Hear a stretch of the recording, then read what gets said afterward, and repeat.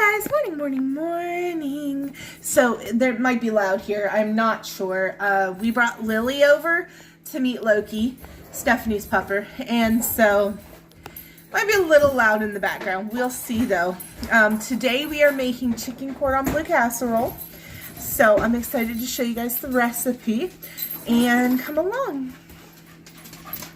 Okay, so first we're going to start with a finely chopped onion, and we are going to take that onion and saute it in some butter with some garlic and some onion powder. We're going to add about a cup of chopped chicken just to kind of saute it down, and that is going to be the base of our casserole. We're also going to have some rice, which thankfully we have some pre-cooked rice, so that's really nice.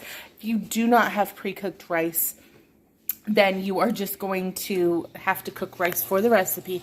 And then I also have some ham from a previous dinner that we've cubed up, and some Swiss cheese. So come along and see how we do it. So we've just sauteed about a cup of chicken, and once that chicken is thoroughly cooked, we're going to take it off of the heat.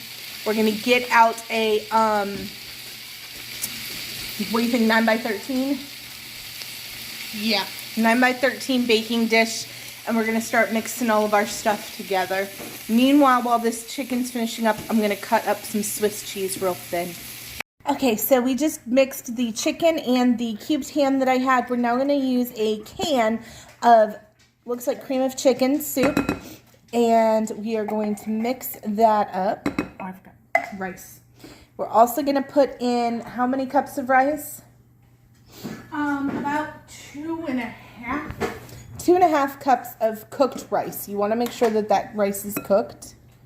If it's not, you can add chicken broth and rice to the pan with your onions and things and bring that to a boil and cook it that way.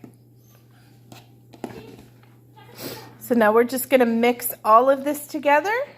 And I'll show you. Yeah, we're going to add in some sour cream. About how much sour cream do you think? Half a cup. About a half a cup of sour cream.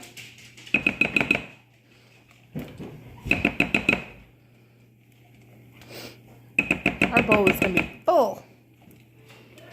Needed the bigger bowl, I guess. That's okay. Always use the smallest bowl you can. Right. And then a couple squirts of Grey Poupon or any Dijon mustard, I assume. Some milk. Yeah, how much milk? About a cup. About a cup of milk in here. And then once we get this mixed down a little bit, we need to add a cup of cheddar and about 1/3 of a cup of Parmesan. Okay, so I'm going to let her mix this up, and then I will show you the cheese that we're adding in there. It's a cup of cheddar and 1/3 a cup of Parmesan. Sorry, I had cheese in my mouth.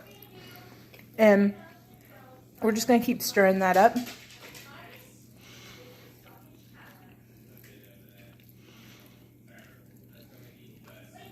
We're having to stir really carefully because our bowl is full. Definitely maybe a little bit bigger of a mixing bowl than what we used. This is going to make a full sheet pan of food. We're going to feed 6 tonight with it. So we're also doing deviled eggs and biscuits, but you could put a vegetable with this and easily feed 5 to 6 people. So yeah, that's good. And all stirred up, we're going to put it in a baking dish, and then we're going to add our Swiss cheese to it. I'll show you in a minute.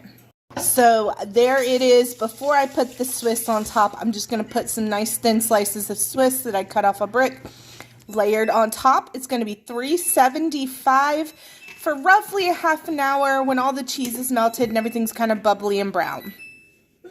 And there it is, you guys. We're going to pop this in the oven with the biscuits at $3.75.